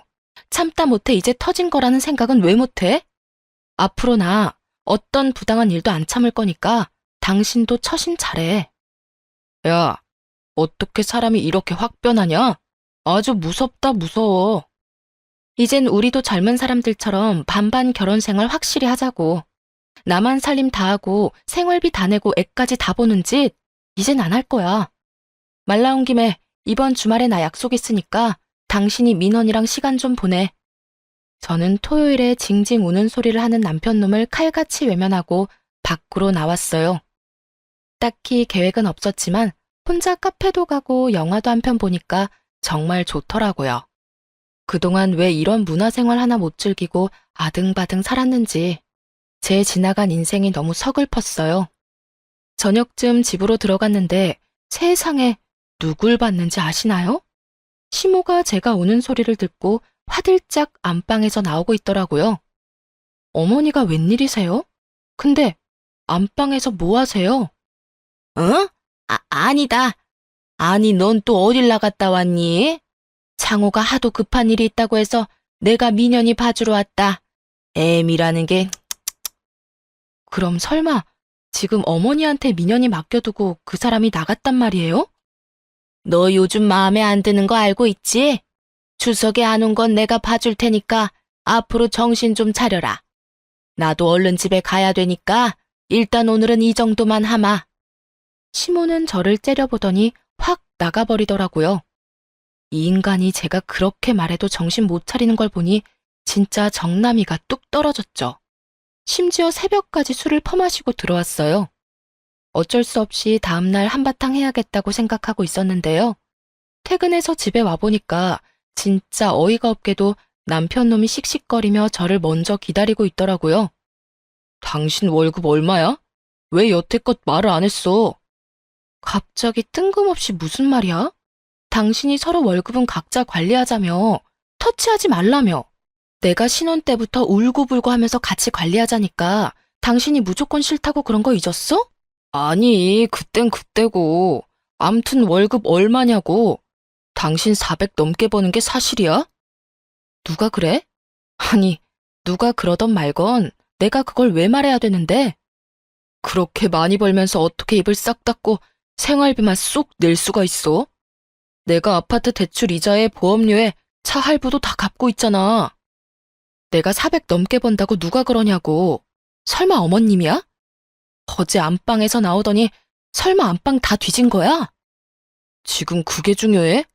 네가 400 넘게 벌면서 지금껏 대출이자 한 푼 안 내고 너 혼자 잘 먹고 잘 산 게 문제지. 남편이 제 월급 내역서 찍은 사진을 보여주더군요. 시모가 안방을 뒤지던 중에 제가 정리해뒀던 월급 내역서를 발견하고 남편한테 바로 찍어서 보낸 거죠. 둘이서 얼마나 제 욕을 했는지 눈앞에 선하더라고요. 진짜 웃기지 않나요? 제가 집에 없으니 이때다 싶어서 집을 다 뒤진 거잖아요. 도대체 뭘 찾아내려고 그런 건지 소름 끼치더라고요. 민원이 한 달 학원비가 얼마나 드는지 알기나 해? 내가 생활비랑 학원비랑 학교 경비 다 내잖아. 한 달에 민원이한테 드는 돈만 150이야. 거기다 생활비 쓰고 나면 10만 원도 안 남아. 근데 뭘 나 혼자 잘 먹고 잘 살아. 뭔 초등학생 학원비가 150이나 들어. 아주 단단히 헛바람이 들었구만. 당장 학원 다 끊어버리고 그 돈으로 대출이자 갚는데 보태. 알았어? 도대체 그놈의 대출이자가 얼만데? 그것보다 당신은 한 달에 얼마 버는데? 당신도 이참에 다 까봐. 통장도 까고 이자도 까고 이번에 다 확인해보고 딱 반반씩 하자고 그럼. 뭐? 갑자기 내 월급 얘기가 왜 나와? 암튼 애 학원 정리해. 난 300도 못 받는 줄 알았더니만 완전 뒤통수 맞았어. 지 월급 보여달라고 할까봐 바로 꼬리 내리는 꼴이라뇨. 저런 비열한 인간이 남편이라고 믿고 살았다니 저도 참 바보 천지 아닌가요? 저는 너무 화가 나서 시모한테 바로 전화를 했어요. 어머니, 왜 남의 방을 뒤지고 그러세요? 제가 어머니 방 뒤지면 기분 좋을 것 같아요? 그리고 왜 남의 물건을 함부로 뒤지세요? 아니, 뒤지긴 뭘 뒤져. 얘가 시애미를 도둑으로 모네. 방 청소해주다가 살짝 본 거야. 제가 뭔 말하는지 이미 아시네요?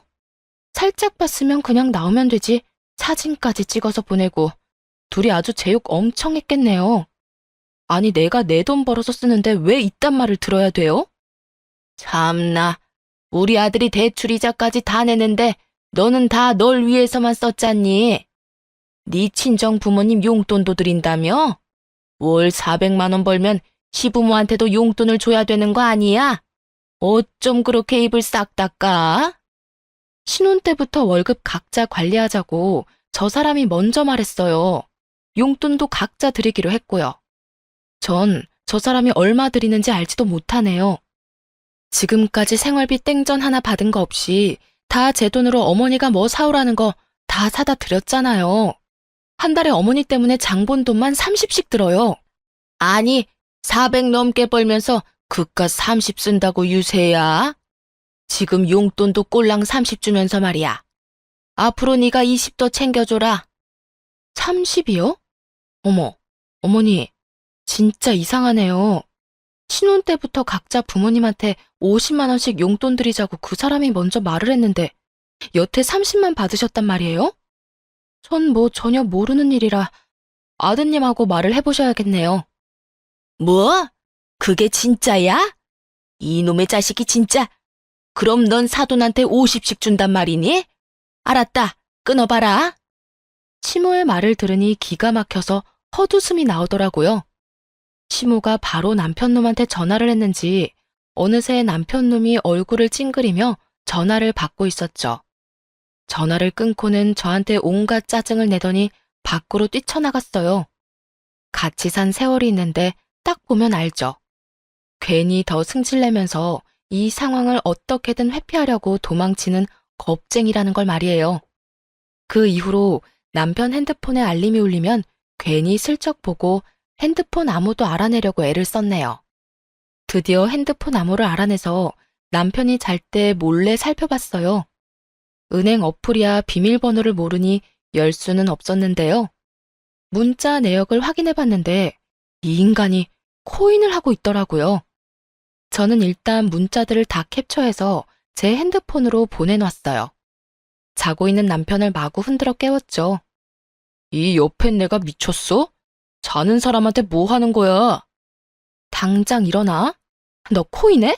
얼마나 하는 거야? 당장 핸드폰 열어. 남편은 제 말에 불에 댄 듯이 깜짝 놀라서 벌떡 일어나 앉더라고요. 저는 문자 내역을 남편 놈 눈앞에 흔들어 보였어요. 당장 핸드폰 열어서 보여달라고. 아, 얼마 안 했어. 근데 왜 남의 핸드폰 열어보고 그래? 이거 정보통신법 위반이야. 어디서 거지 같은 소리만 짓거려? 말도 안 되는 소리 그만하고 당장 핸드폰 열어. 남편은 체념했는지 군소리 없이 보여주더군요. 세상에 3천만 원을 넣었는데 절반은 떨어져 있더군요. 이게 뭐야? 투자금 1억? 당신 미쳤어? 어디서 이름도 못 들어본 거지 같은 거에 1억을 투자해. 나한테 생활비도 안 주고 펑펑 써가면서 1억까지 코인에 쳐박아? 아, 한 번에 넣은 게 아니고 몇 천씩 넣어서 그렇게 된 거야. 한 6개월만 버티면 오를 거야. 당신이 코인에 대해서 뭘 안다고 그래? 내가 이거 2억 찍으면 당신 그 가방은 너무 비싸니까 명품 지갑 하나 사줄게. 2억 같은 소리 하고 있네. 이거 1,000만 원에서 더 꼬꾸라진다에 내 월급을 걸게. 이젠 더 이상 미꾸라지처럼 빠져나갈 생각하지 마.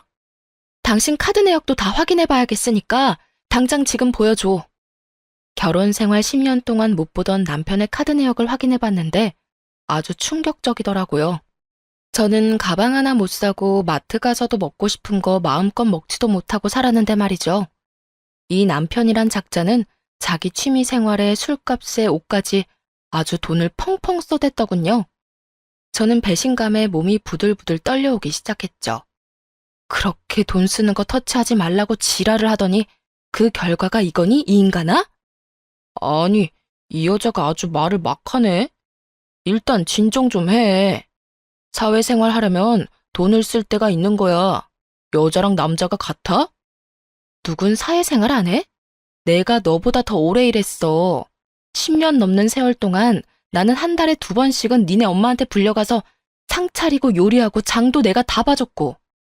너는 입만 가져가서 홀랑 먹고 아주 그동안 좋았지? 너는 꼴랑 대출이자만 내고 펑펑 쓰고 잘 먹고 잘 살았다 이거지? 저는 바보처럼 남편을 믿었던 제 자신도 너무 싫었지만 저를 속인 남편놈하곤 더 이상 이대로 못 살겠더라고요. 그래서 남편과 단판을 짓고 그래도 바뀌지 않으면 이혼을 해야겠다고 마음을 먹었어요. 준비해둔 이혼 서류를 곧바로 남편한테 던지며 말했어요. 나 이번엔 절대 못 넘어가. 앞으로 당신 월급이랑 경제권은 내가 관리할 거야. 그거 싫으면 그냥 이혼해. 뭐? 통장을 넘기라고? 아주 이때다 싶어서 달려드네. 너 요즘 들어 이혼 소리 자꾸 하는데 누가 겁먹을 줄 알고? 너한테 내 월급을 주느니 차라리 이혼을 하겠다. 남편은 아주 의기양양하게 이혼 서류에 도장을 딱 찍더라고요. 제가 무슨 장난하는 줄 아나 보죠. 지금 이거 도장 찍으면 진짜 이혼이야. 절대 취소하거나 물을 수 없어. 생각하고 행동해. 너나 미안하다고 잘못했다고 이혼 안 한다고 울고불고 하지 마. 난 내 통장 내놓느니 너랑 안 살아. 너처럼 돈돈거리는 여자 아주 지긋지긋했는데 먼저 이혼하자니까 내가 고맙다야. 그렇게 이혼 도장 찍고 한 달 정도가 흘렀어요. 저도 남편한테 말 한마디 안 하고 지냈고 남편도 말 한마디 안 꺼내는 숨막히는 상황이었죠. 마치 폭풍 전야처럼 조용하다가 드디어 마지막을 장식할 사건이 터졌죠. 맞아요. 시모가 또 일을 벌였더군요.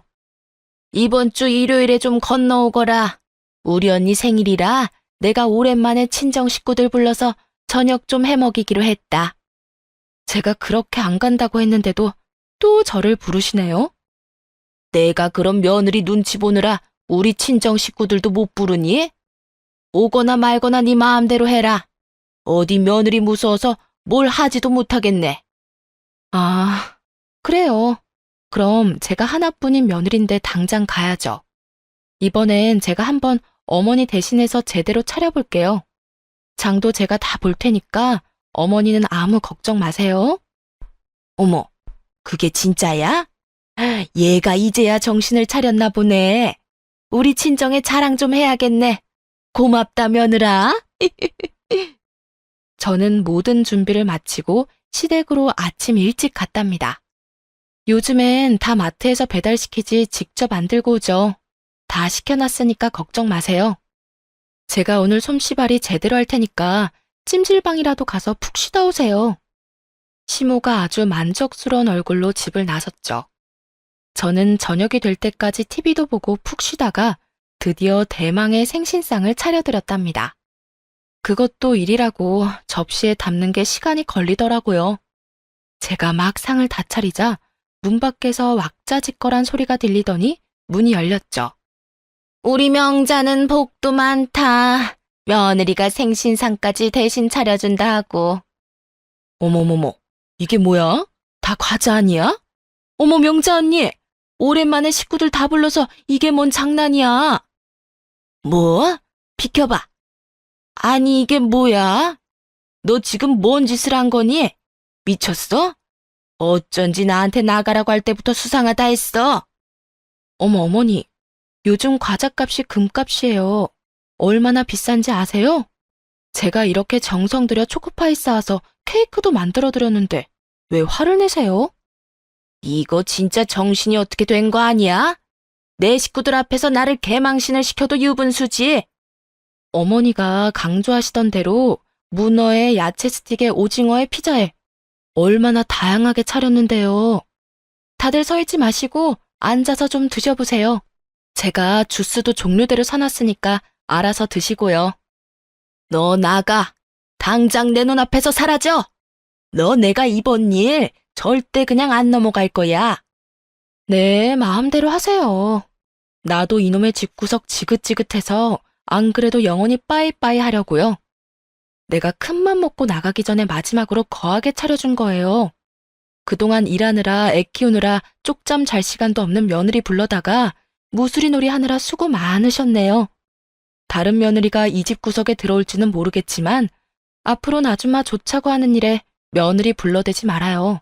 하고 싶으면 혼자 다 하고 혼자 덕사란 이 말이에요. 뭐? 이게 진짜 미쳤네 미쳤어. 당장 네 남편 불러. 그래, 너 당장 우리 아들이랑 이혼하고 나가. 네가 나한테 잘못했다고 빌고 빌어도 나는 너 절대 용서 못한다.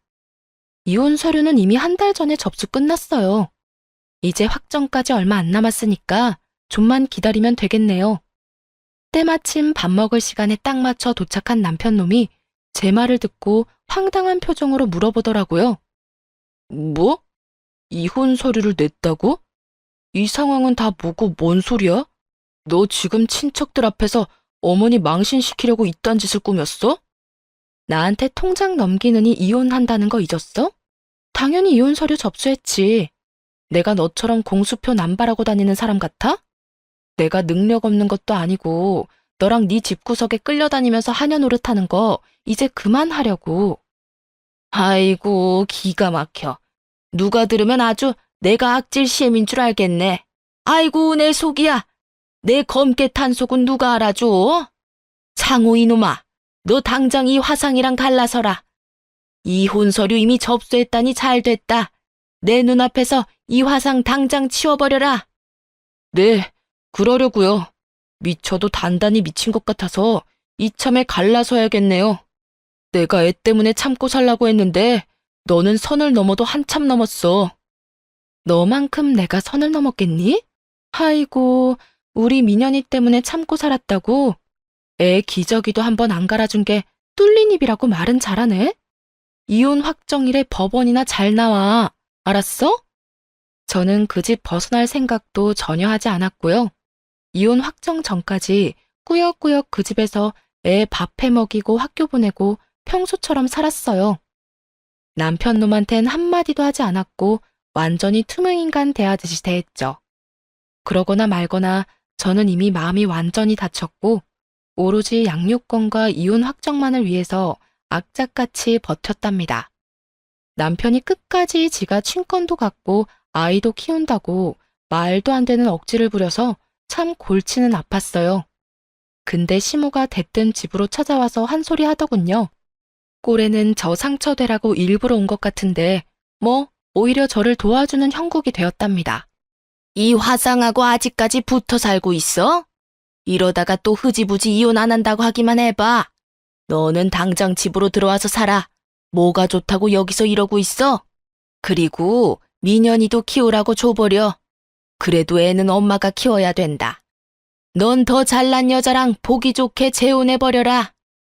아, 어머니, 쓸데없는 소리 할 거면 가요. 내가 알아서 할 테니까. 가긴 어딜 가? 내가 너 한 달 전부터 집으로 들어오라 말했는데 너무 말을 안 들어서 너 끌고 가려고 온 건데. 이 화상이 이혼 안 한다고 하면 어쩌려고 여기 있냐고. 당장 따라 나서. 난 제 얼굴 다시 보기도 싫다. 내가 아주 그날만 생각하면 지금도 자다가 벌떡 일어난다. 얼른 따라 나서지 못해? 너무나 감사하게도 남편을 집으로 데려가더라고요.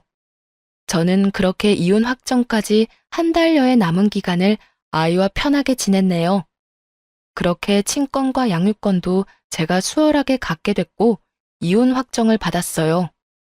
이혼 확정 전에 남편 놈이 취소하거나 사고 칠까봐 얼마나 마음이 불안했는지 아시나요? 법원에서 마지막으로 보고 다신 남편 놈을 안 보고 산다고 생각하니 너무 속이 시원했답니다.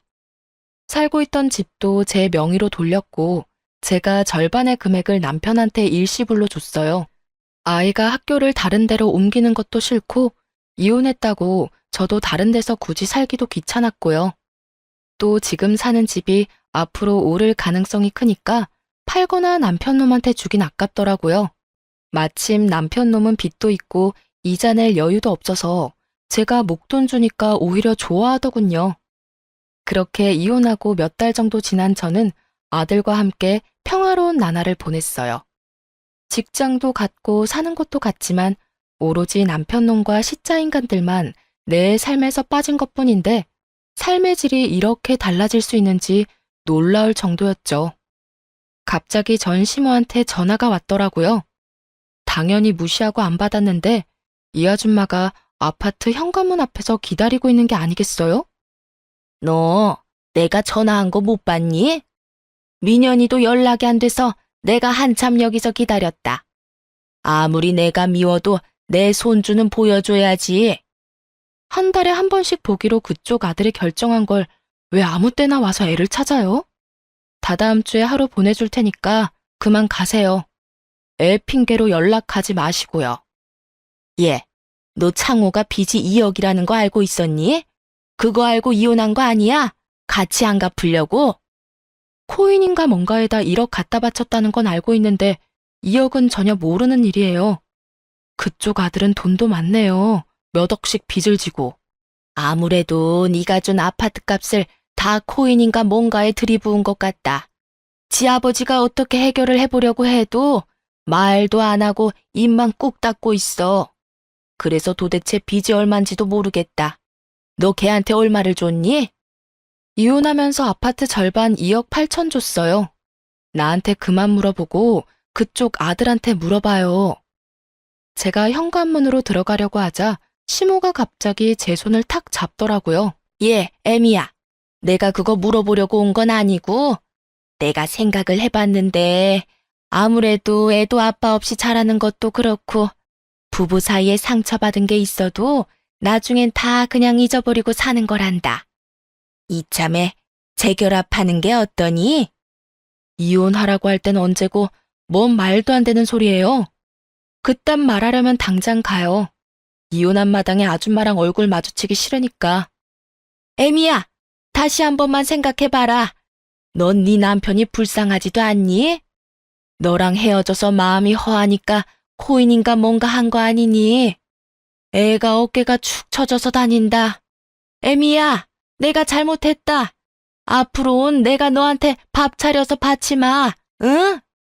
그놈의 밥. 시모의 말을 들으니 예전에 제 모습이 떠올라서 진저리가 나더라고요. 울상이 돼서 저를 쳐다보고 있는 시모를 그대로 두고 집에 들어가 버렸답니다. 며칠 지나지 않아서 어이가 없게도 전 남편 놈까지 찾아와서 기다리고 있더라고요. 그놈은 저를 보자마자 청승맞게 무릎까지 꿇고 애원하더군요.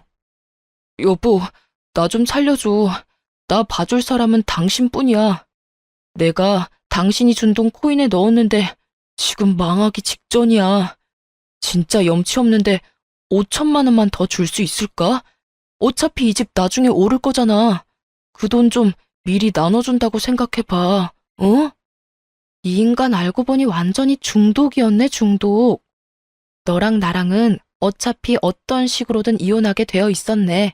미쳤어? 내가 너한테 돈을 주게? 민현이 양육비를 매달 받아도 모자랄 판에 내가 재촉 안 하고 있는 거 알지? 지금 양육비도 밀린 처지에 또 코인을 한다고? 제정신이야? 그거 좀만 더 버티면 금방 오른다니까. 내가 그거에 넣으려고 돈 달라는 게 아니고 내가 우리 아버지한테 5천을 빌렸단 말이야.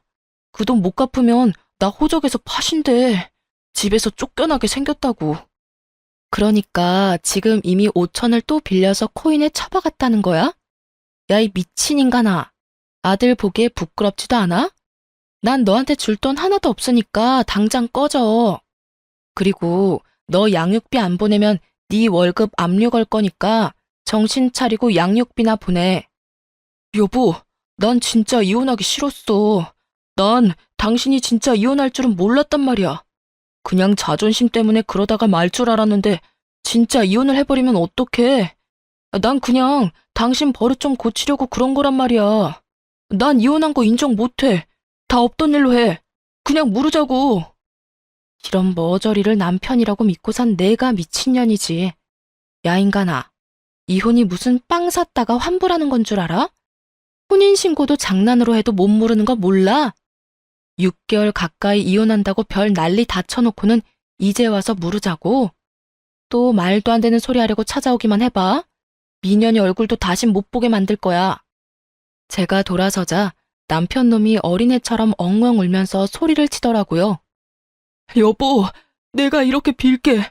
당신이랑 민현이가 없으니까 너무 외롭고 사는 게 너무 힘들어. 우리 아들을 위해서라도 다시 생각해봐. 아이한텐 아빠가 필요하다고. 우리가 이혼했다고 해서 당신이 아빠라는 건 변하지 않으니까 걱정 마. 민현이한테 아빠 노릇하는 거 막을 생각 없지만 난 남편은 이젠 필요 없어. 그리고 잊지 마. 아빠 노릇해야 되는 첫 번째가 양육비 제때 보내는 거야. 그것도 못하면서 뭔 아빠 타령이야? 그 뒤로도 자꾸 집에 오고 아들한테 문 열어달라고 해서 집에 들어와 있기도 하고 별 미친 짓을 다 하길래 결국 집은 전세 주고 저와 아들은 친정 가까이로 이사 가고 말았죠. 아이가 될 수 있으면 상처받지 않게 하려고 그래도 지 아빠는 정기적으로 만나게 해주고 있어요. 부모와 자식의 연은 끊을 수 없으니 그게 참 머리가 아프네요. 남편은 빚이 거의 3억이 돼서 다달이 이자 갚느라 아주 죽어나간다고 그러더군요. 나이가 50이 다 되어 가는데 늙은 아들이 자기 집에 얹혀 사니까 시모도 기가 팍 죽었대요. 이젠 다른 사람들 집으로 불러들이지도 않는다네요. 아들이 빚쟁이가 됐는데 장 볼 돈이나 있겠나요? 저는 아들과 저만의 행복을 위해 살려고 해요. 저는 정년까지 보장되는 직장에 다니고 늙어서 연금도 걱정 없기 때문에 더 이상 제 인생에 남자 따윈 없다는 생각으로 살고 있답니다. 지금 이렇게 다시 혼자 조용히 사니까 제가 하고 싶은 취미 생활도 하고 돈에 벌벌 떨면서 사던 화장품도 이젠 가격 안 보고 쓰고 싶은 거 다 사면서 살고 있어요. 진작 제 자신을 돌보고 살 걸 하는 후회가 들지만 이제부터 잘 살면 되겠죠. 남아있는 인생이 아직 기니까요. 이 사연 들어주신 여러분들의 미래도 항상 밝으셨으면 좋겠네요. 우리 힘내서 잘 살아봐요. 지금까지 제 사연 들어주셔서 감사합니다. 행복하세요.